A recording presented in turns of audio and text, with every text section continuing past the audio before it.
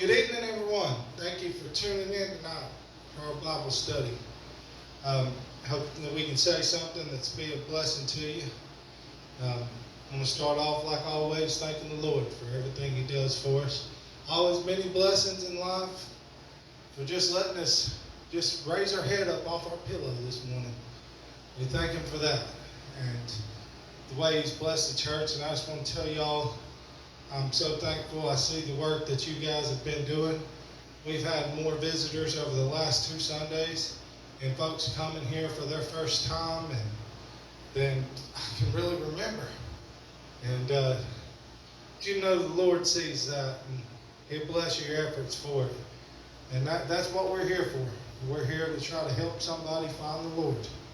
And that's what we're going to talk about tonight. There's a reason why we reach out. There's a reason why we invite people to church.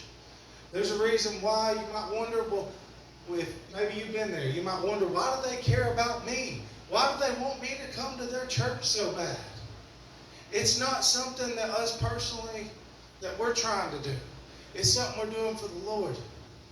We want you to see how great our God is. And that's why we invite you to come. That's why y'all are excited to tell somebody to come to church. Come to be with you Sunday. See how the Lord's working. We've had things from sickness to all different type of things come up in the last couple of weeks, and I've still stood here before a full crowd of people. And that's your work right there, church. Because somebody listened to this word that Jesus said that we're going to talk about tonight. And I've preached on this before, but maybe you missed it. Maybe it's your first time hearing it. But I want to tell you today that there's an invitation for you to come to God's house. That God's calling for you. And I'm going to show you that through His word. This invitation here. Let's get started here. Listen to Jesus right here. First verse, we start here, John 7:37. It said, in the last day, that great day of the feast, Jesus stood and cried, saying, if any man thirst, let him come unto me and drink. Do you hear the invitation? Do you hear Jesus calling? I need something. There's something missing in my life. I don't feel the way I used to feel. I don't have what I used to have. I used to be happier. I used to be more peaceful. And now it just seems like everything's awash and everything's dead in me. If any man thirst, let him come unto me and drink. Won't you just come on out to God's house? Won't you let him feed you a little bit? Give you a little something to drink, something that'll make you feel good. We had a brother that came, and he's only come a couple times since we've been here. He was actually the reason we found this building here. And he came, and I remember the first time he came, and he didn't really grow up going to church or anything like that, but he's came a couple times now. But I remember he came, and he was not the type to do this, but he'd been going through a lot, and he got on Facebook after service. He was just so happy. Seemed like all after church, cutting up with everybody. And he got on Facebook after service, and he went to church today. Had such a good time. There was a happiness. Had a picture of him smiling. There's a happiness when you come to God's house. There's a happiness that's in your heart that God puts in there, a peace. It's kind of like, best way I can explain it, when your mom and daddy told you to do something. And you work so hard to try to do it the way they wanted to. And then they see it, and they see you done a good job, and they said, I'm so proud of you. And you're just so happy and excited because you made mom and daddy proud. You done something they asked, and now they're proud of you, and you're real happy about it. Made you feel good. That's what the Lord does for you. Lord, I'm coming out today because I need something. I'm thirsty. I need something. You said, if any man thirst, let him come unto me and drink. I'm coming. Lord, I need a little something. And then when you leave, you feel that good feeling. You feel that good feeling that you know that you please the Lord. And if you don't feel that feeling, then that's just Satan trying to destroy you. And trust me, he'll take everything in your life you love. We preached on it a while back, how Satan takes everything in your life you love, and he tries to sit there and turn it against you. He tries to sit there and turn it to a stumbling block. Don't believe that? He done it to Adam's wife. The devil come and deceived Adam's wife. Made her believe a lie. The one Adam says, bone of my bone and flesh of my flesh. She shall be called woman. And there's a couple other things that you love. We're going to read about a man with 5 yoke of oxen here in a minute. That he chose them over going with Jesus. We're going to read about another man who chose a piece of land he bought over Jesus. We're going to read about another man who chose a wife and a woman over Jesus. If any man thirst, let's read it again. Let him come unto me and drink. And drink. Next verse here. He that believeth on me, there's the key, church. There's the key. You want to come to the Lord, that's your key. He that believeth on me, you're going to have to believe. As the scripture has said, out of his belly shall flow rivers of living water. You won't have to worry about thirsting no more. That woman at the well of Samaria, Jesus said unto her, he said, if you knew us, who had asked you a drink, you would have asked of him, and he would have gave you living water, that you never thirst again. And she said, Lord, give me of this water. Is that the feeling that we have? Are you sitting there right now feeling like, I need all I can get from the Lord? Or do you feel, what's the word I'm looking for? Complacent. Do you feel like you're good? You don't really need to work any higher up. You don't need to do anymore. You're good. No. God has called you and he's called me to a higher purpose. It don't matter. We can pack this building out every Sunday. We still going to try to pack more in here. There's a lot of souls out there that need saving. There's a lot of people that ain't hearing this real word being preached to them. And we're going to keep fighting. And we're going to keep inviting. But you know why? Because one day that God gave us an invitation. Just like Jesus did here. He gave us this invitation to come to him. If any man thirst. And he that believeth on me, as the scripture said, out of his belly shall flow rivers of living water. Hebrews 11th chapter. But without faith, it is impossible to please him. Listen now, without faith, it's impossible to please him. For he that cometh to God, I've heard the invitation, I've heard the call. For he that cometh to God must believe that he is, and that he is a rewarder of them that diligently seek him. What are you trying to say, Paul? I'm trying to say, don't heed to the invitation with doubts. If God has called you into his house, and he has called you to do something for him, and he has called you out of a life of sin, don't walk in there thinking that there's a chance I'm going to do it again. There's a chance I'm going to go back. No, I know he's going to reward me for the things that I've done because I've diligently seek the calling that he put on my life. Nothing's getting in the way. I'm coming to you, Jesus, and nothing's going to stop me. In that first part, because I have faith that you're going to take care of it. Without faith, it's impossible to please him. Do you want to please the Lord? Do you want to please God? Well, you don't know how it is. You don't know where I've been. You don't know the things that I'm going through. I don't need to know. God knows. You just need to believe. And you need to trust. And you need to have the faith that God has already taken care of. It's a matter of when he's going to move. It's a matter of us getting us out of the way and letting God come in and fix the issues and fix the problem. And not lean to our own understanding. Not at all. Our understanding is not God's, okay?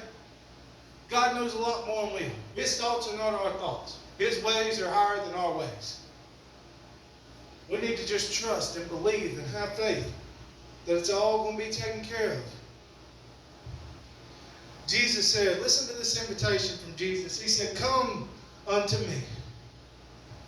That's as simple as it. Just come unto me. We're going to read the rest of it, but I'm going to stop right there again. Come unto me. Who? Who do you want to come to you, Jesus? All ye that labor and are heavy laden, Are you labored down?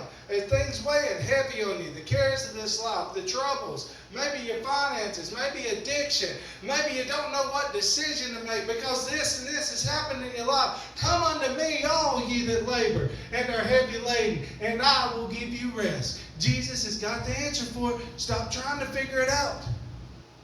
He's giving you an invitation that every problem that you go through in life, you can come directly to Him and He'll fix it. Do you believe that?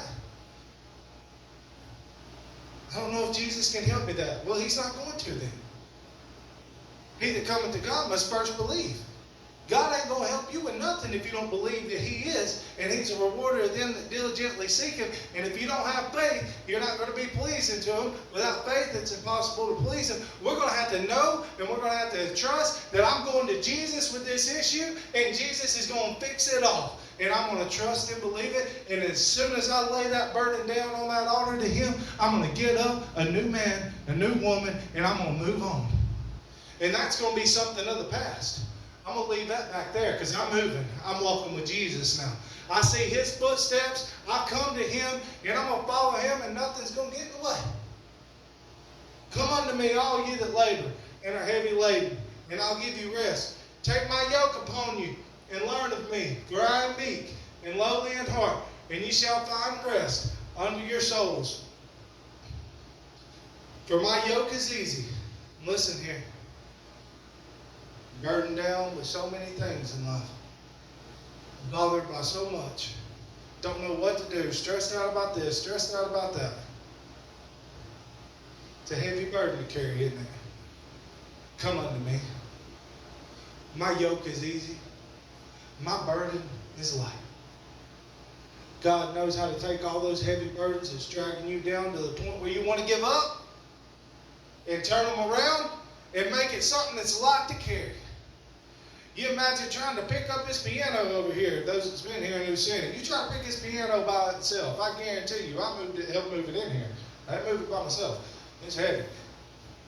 I thank God somebody was there to help share that burden with me. When you got those burdens there, put them on the Lord. He wants to help you. He wants to be there. He wants to set you free. He wants to give you the strength. But the only way He's going to do that is you got to come to Him. You're not going to get it at home. You're not going to get it on the street corner. You're not going to sit in your living room and all of a sudden Jesus knocks on your front door. It ain't happening. He said, come unto me. Where's Jesus at? Where 2 or 3 are gathered together in my name, there I'll be, one in the midst of them. You're going to have to come to His house and get known by Him. Yeah, that's how I said it. Get known by Him. Does He know you? Do you go visit Him? Are you at His house? He's been calling out for you. He's give you the call. If any man thirst, let him come unto me and drink. Come unto me, all you that labor and are heavy laden, and I'll give you rest. We ain't got no excuses now. We don't have any excuses. If we're battling and we're torn down by things and it's got us in a way to where we're not pleasing to God, that's our own fault. We got an answer. The Bible said we had an advocate with the Father in Jesus Christ. We have an advocate with Him. We got any problem at all, we can go to Jesus. He'll go straight to the Father for us. You got somebody who's got your back. And not only does Jesus have your back, I promise you this church does. And we'll fight for you. You don't run over any of my people here. These are God's people. He put me in front of this flock. I will fight for them. All means necessary to be the bad guy every time if I have to be. And I believe I've proven that. We want to see you get closer to the Lord. We want to see you lay down the things that has kept you battled and troubled all these years. That you feel like there's no hope. We're here to tell you today there is hope. It's in Jesus. But you got to come to Him. If you don't come to Him, you're not going to get the answer. You're not going to get the freedom. Whom the Son hath made free is free indeed. You're going to have to go where the Son is, Jesus, to get free. And He's calling out to you. Luke the 5th chapter here, 31st verse. Jesus answered and said unto them, they that are whole need not a physician, but them that are sick. These Pharisees that were upset Jesus was over talking to a sinner. Said, why does your master eat with publicans and sinners? Jesus said, they that are whole need not a physician, but them that are sick. Those folks were sick. They were needing something. You know what Jesus was showing them and all of us now? You know what he was showing us? I don't care what you've done, where you've been, what life that's drug you down, how you feel. I got the answer. Come unto me. Any man thirst? Let him come to me and drink. I got the answer. I can fix your problem. I can't pay that bill. I can fix that problem. I can't get over this addiction. I can fix that problem. I have a stumbling block in my way. I can remove that stumbling block for you. It don't matter what it is. Come to me. Let me have it. I died for you. I shed my blood. If you could just let Jesus' ears, if your ears hear this word, as if Jesus was standing in front of you and talking to you. Just listen to this word. Imagine Jesus standing in front of you and saying, and crying on that mountain, saying, if any man thirst, come to me and drink. I got it for you. Don't thirst. Don't go lacking. Don't go without the spiritual and the natural things that you need. I can provide it all for you. Do you believe that? I ask you, church, do you believe it? Or do we still doubt? Do we still doubt the power of God? Let's keep going here. They that are whole need not a physician, but them that are sick. You know, we'll read this very carefully. I came not to call the righteous, but sinners to repentance. Jesus didn't come down here for the folks who wasn't doing nothing wrong. That ain't the ones he came for. He said he came to seek and to save that which was lost. To seek and to save that which was lost. You know what that means? That means if you're lost right now, that means if you're without Jesus, that means if you're burdened down with the heavy burdens of this life, if you're heavy laden with things troubling your mind, Jesus came here for you. We were talking this morning. He actually originally came for the lost sheep of the house of Israel, but they rejected him. So then he died for us. Won't get into all that tonight, but he said, I came not to call the righteous, but sinners to repentance. He wants to see us change. He wants to clean us up. Now there's some people that just absolutely refuse. They've heard the call. They know Jesus has called them to do it, but they got better things to do. And I ask you this question, and we're going to talk about it in a second.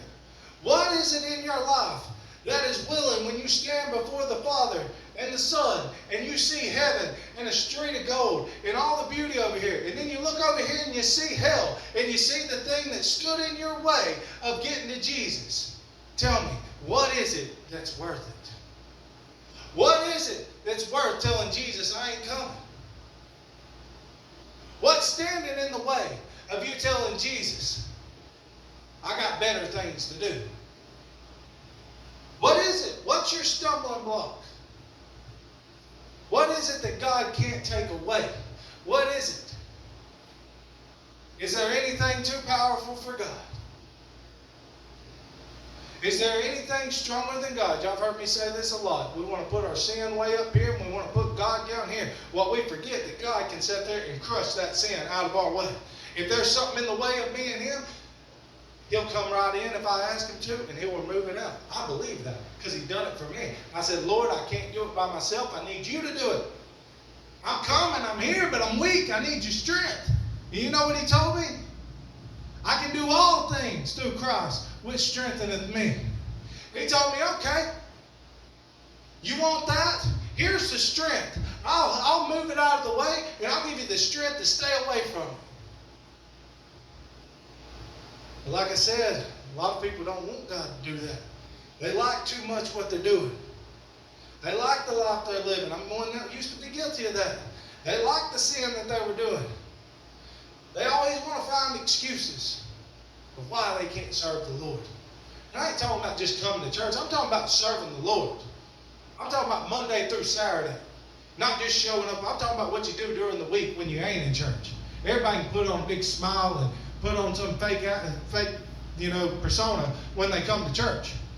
There's a lot that does that, really. I'm not saying here. I don't know any here personally, but I know a lot that I've met in my lifetime that they only go to church because they can do this, this, and this, and it's a social construct for them. It's not, I'm going to get closer to the Lord. A lot of it's control. Want to be in control. Want to run this, want to run that.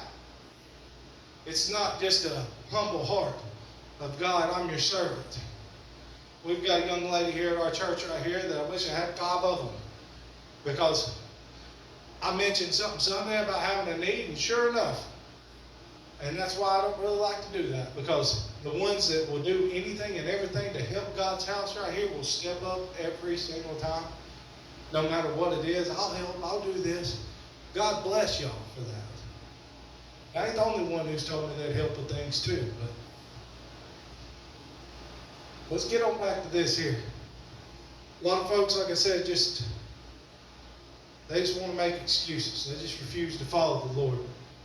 Luke 14:16, then he said unto him, a certain man made a great supper and bade many. This was the Lord calling here in this parable right here. He's calling them all to this supper here. And he bade many. A lot of people got this invitation. That invitation went out.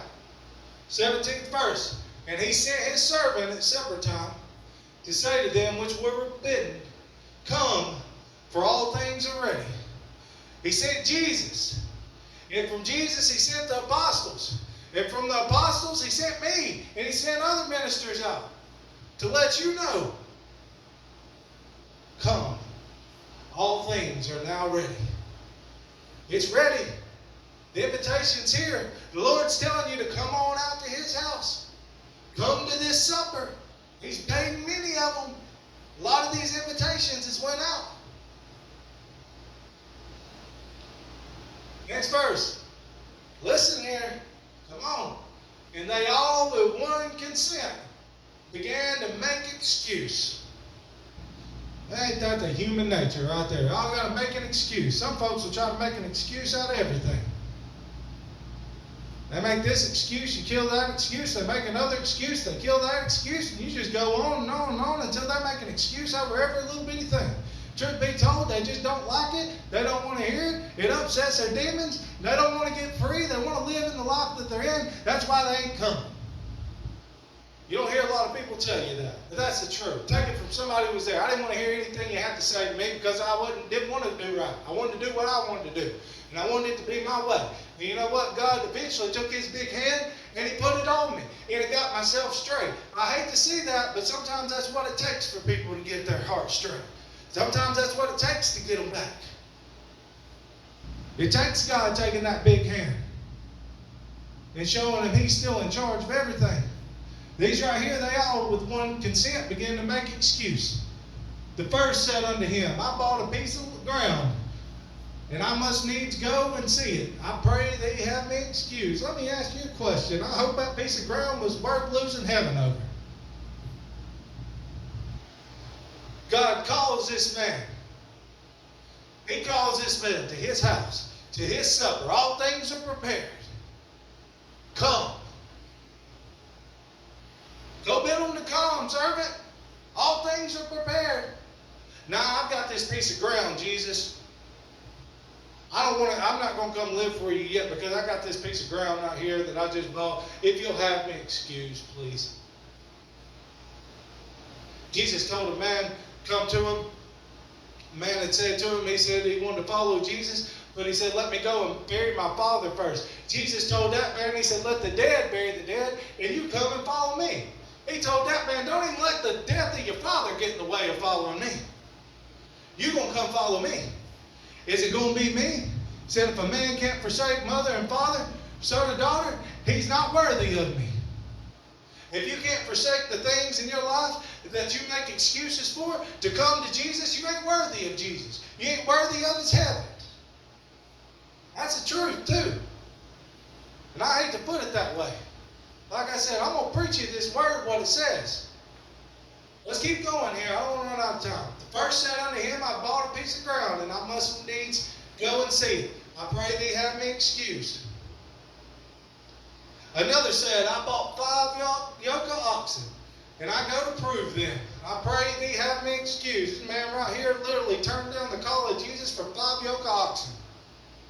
That's where those cares of this life that we preached on last Wednesday, the cares of these lives choked it. Those that were in the thorns, the cares of this life choked out the word. This man let 5 yoke of oxen stop him from coming to Jesus.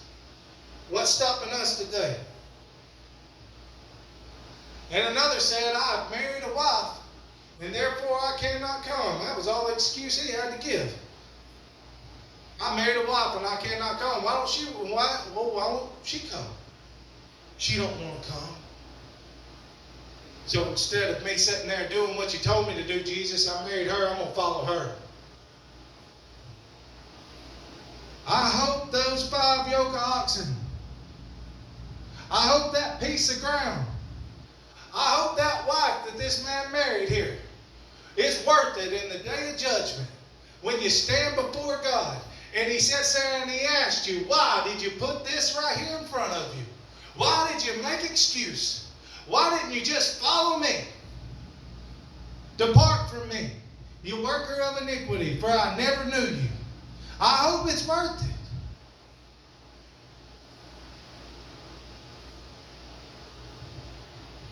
He that cometh to God must first believe. You got to believe. You got to come to Him. He's got to be number one in your life. It can't be your children. It can't be your husband and wife. I love my wife, but God is my number one. I love my children, but God is my number one. If they didn't want to follow me, they'd have to go. That's all there is to it. I got to go with Jesus no matter what. I married a wife, and therefore I cannot come. Listen what happened here. So that servant came and shewed his Lord these things. Then the master of the house, being angry, said to his servant, listen, it made him angry. It made God angry. What do you mean? You're going to take this very thing that I blessed you with, and you're going to let it get in the way of serving me? Do you want God angry at you? I felt His wrath. I promise you, if you haven't, you don't want the wrath of the Lord. Some people don't like preaching like this. This is the truth right here. This is word for word. Read it with me. He expects you to come when He calls. And when you don't, the master of the house, being angry, said to the servants, go out quickly into the streets and lanes of the city, and bring in hither the poor, and the maimed, and the halt, and the blind. And the servant said, Lord, it is done as thou hast commanded, and yet there is room. And when they wouldn't come, he said, all right, if they won't come, I got somebody else that will. Don't let the Lord pass you by. If He's give you that call and He comes by, don't let anything get in the way of that. He might just move on from you. He might tell that servant that's been feeding you this word, just, you know what? Forget that one over there. They don't want to hear it. They got other better things to do. They got this new land they want to till. They got these yoke of oxen. He got that wife. How about you just go over here to the poor in the lane, and I want you to continue to talk to them and invite them in. The servant said, Lord, it is done as thou hast commanded. And yet, there's room. There's a place for you. If you're one of those people who don't feel like you're worthy because of the things that you've done in your life, I'm going to tell you just for our place right here, come ask some stories in this place. There's some things that's went on between me and several other people that's sitting here that you'd be like, I can't believe y'all even go to church anymore. After all that, if God will forgive our group right here, He can forgive anybody. If you couldn't write down all the sins in our life across all 4 of these walls in here. But God, who is rich in mercy, just as He can take that hand of vengeance and lay His hand on us when we don't obey Him, He can also take that same hand and He can clean you up with His Son Jesus Christ through His blood and make you a whole new man and cast that old man into a sea of forgetfulness. A few more verses here. And the Lord said unto the servant, go out into the highways and the hedges, and compel them to come in, that my house may be filled. There's still room. I want to see you fill it up. For I say unto you, listen, this is scary right here.